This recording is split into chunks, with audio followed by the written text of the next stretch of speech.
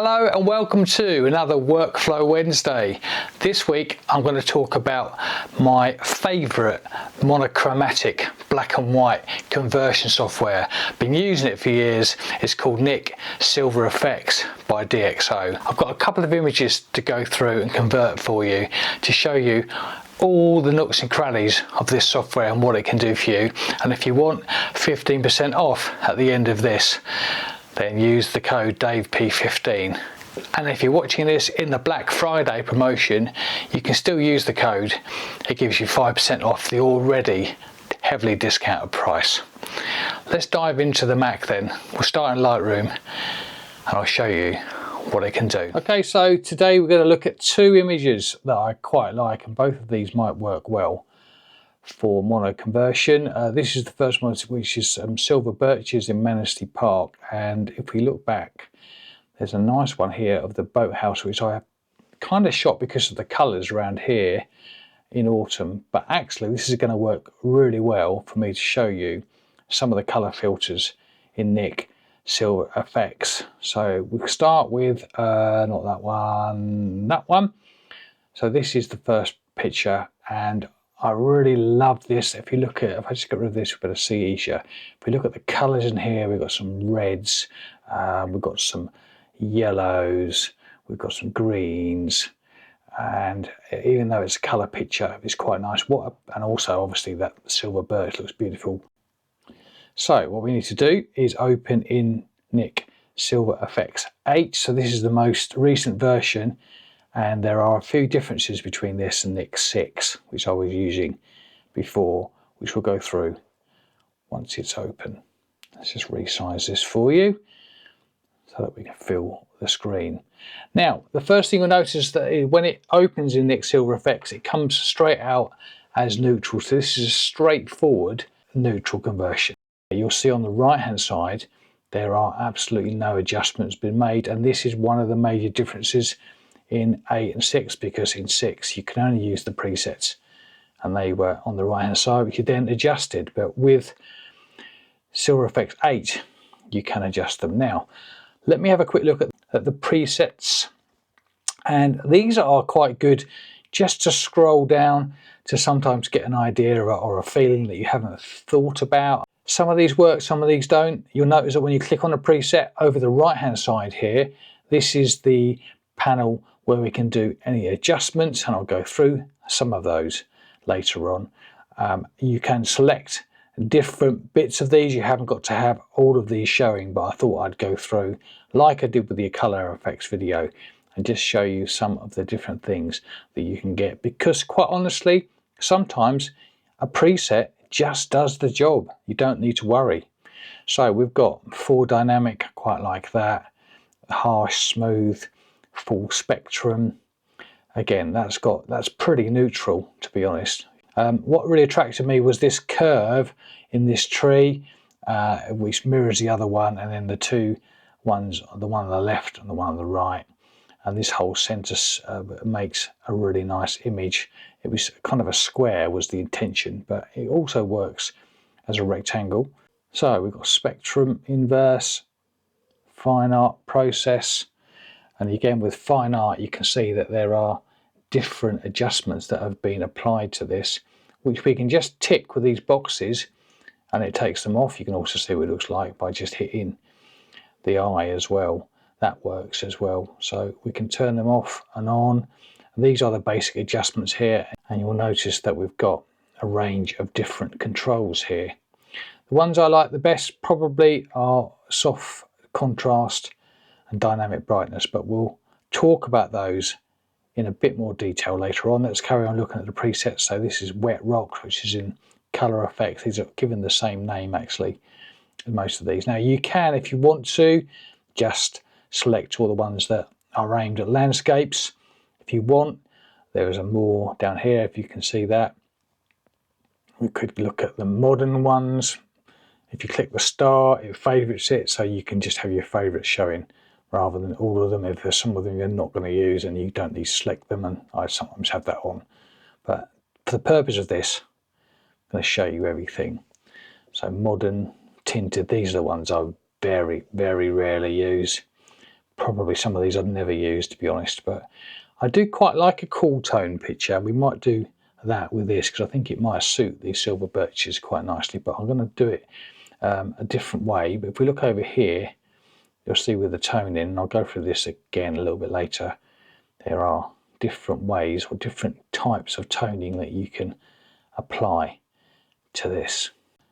Let's go to all of these, back to neutral, because what I want to show you is something different. I want to show you different ways that you can have a look at this. So if we click on compare, you can see that we've got this slider. You can also put the color one on top, and if you don't want the color one, if you want the neutral one, this little arrow here, neutral black and white, and that will bring us back to this neutral palette, which obviously we've already got because we haven't made any adjustments, but we'll have a look at that again later on. Or you can have the original image, which in this case is a color image, and this is quite useful, as you'll see later on. So let's get rid of the presets. What we're going to do is I'm going to show you the filters. Now this is a new setup for Silver Efex, and the suggested way that you do it is you start at the top and you work your way down through the panels. You haven't got to select all of them. Some of them you might not to worry about, but it suggests that you start at the top. So we're going to start with film grain, and this film grain, if you see the drop down box, there are a range of different film simulations which you can use. Now back in the day, I used to use FP4, FP4 Plus. In fact, I've done some videos on my channel using a 5x4 camera on that. HP5 is good. I really like XP2. Actually, it's quite a weird film, XP2, because when it first came out, it was a black and white film, but it was processed in color chemistry. But that's what we're going to go with. I can make it more intense or less, and XP2 is always a little bit punchier, and you can adjust the ISO to make it more or less punchy if you knew what you were doing. Grain size, that's the size of the kind of pixels, is how you'd understand it nowadays. So let's have a look at that. XP2 selected.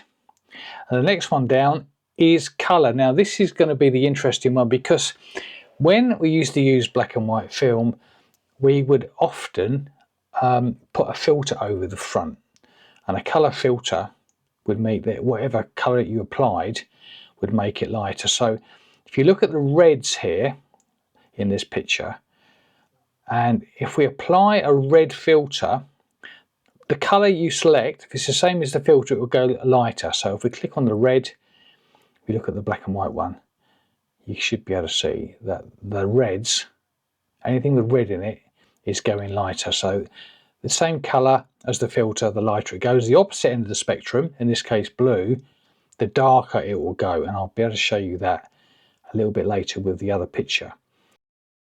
Actually, let's switch over now to this boathouse, because the colours in this will help me explain a little bit more clearly how these colour filters work. And this is the interesting one, hopefully for you, because this image here has got so many different colours in it. Now, as we said earlier, when you put a red filter on the front of the lens, everything red goes white, okay, or goes lighter. So this is going to work really, really well. So if we click on this red filter, so the opposite of red goes dark. So if we click on look at the sky, can you see?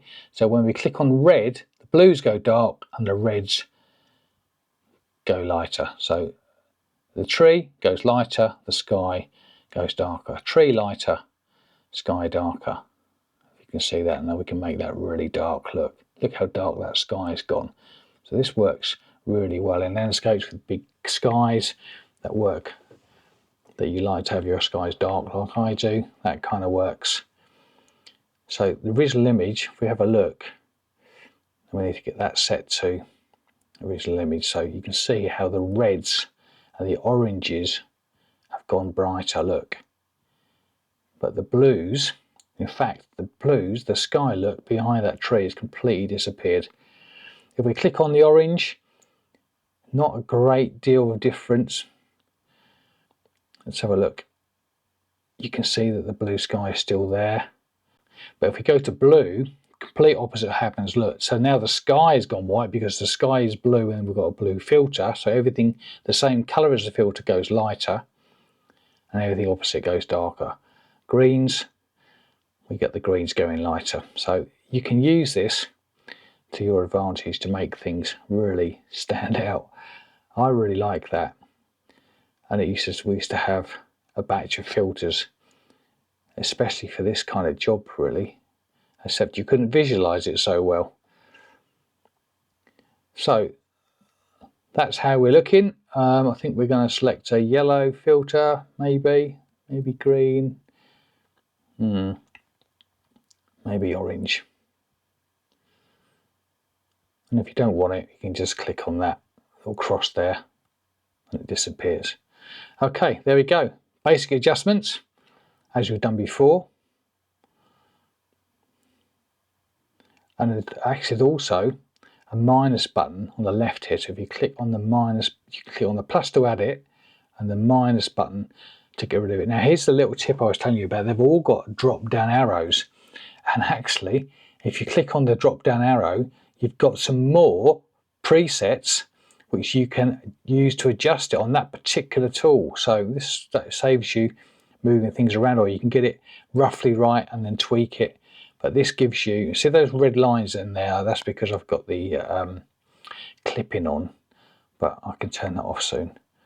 So they've all got drop down arrows, look. So you can see exactly what it looks like. If you don't want to do it over the right, you can do it on the left here. You can actually work on that panel and just tweak it if you want. Absolutely brilliant. I think well thought out DxO. This is works so well. So we have an overall global bright, highlights up and down, mid-tones, just to get that tweak. Oh, that looks lovely. I love that. Just pulling those down a little bit, and maybe the blacks. Let's just tweak that down a bit more. But also you've got dynamic brightness. You want to brighten everything up globally.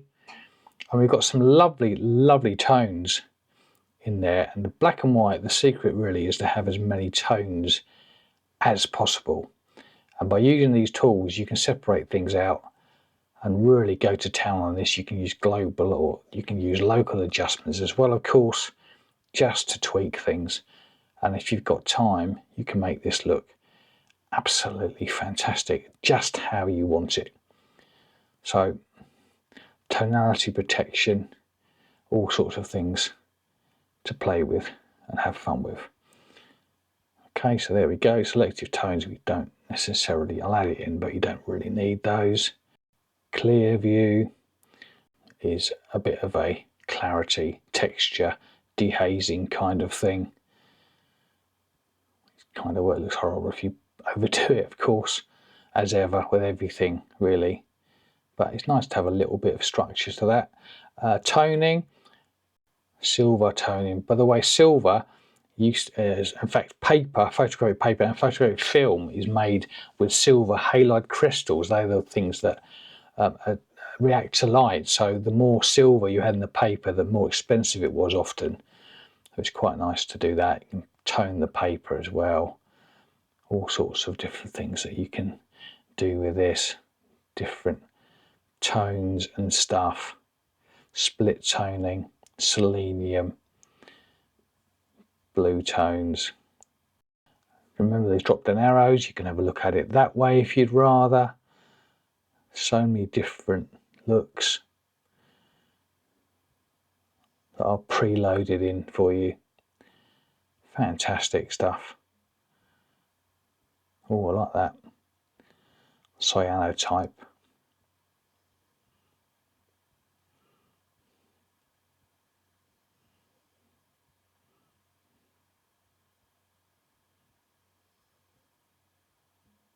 That's quite nice. I do like that.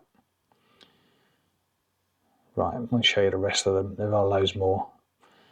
And vignettes.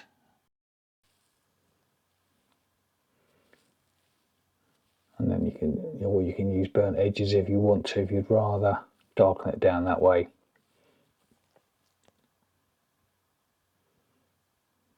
So you've got the edges are here though, so what you can do is you can do the left. I don't know why you want to do this, by the way. can darken down the right or the top. It's a bit like a very hard grad.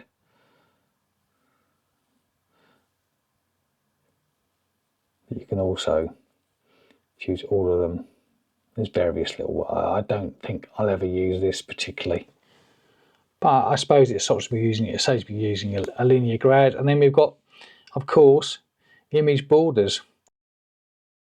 So those lines there, because I've got the highlights clipping turned on, so I'll just go and change that in a second. But you can make those different sizes. You don't have to have it at all if you don't want.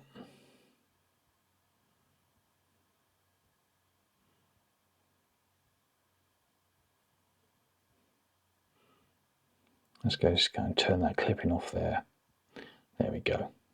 It gets rid of those lines. And there we go. I hope that's been quite a good demonstration for you. The amount of choice you've got in the Silver Efex, as you have in colour effects, is just amazing. I think there's nothing else you could wish for. I really enjoy using this program. Most of the time I stick in the presets and I go with one of those because they are just brilliant. But if you really like to get to grips with your black and whites, then go for it. Look at where we started and where we ended. Really like that. So I've got an affiliate link with DxO. If you're watching this in the Black Friday window, you can get an extra 5% off with Dave P15 off the already low prices. Or if you're not watching this in the Black Friday window, then you can use Dave P15 for 15% off. And being completely upfront, I get a small commission, which helps me run the channel. So thanks ever so much. I hope you've enjoyed that. Here's the final image. I'll see you Sunday at 6. Until then, take care. Ta-da.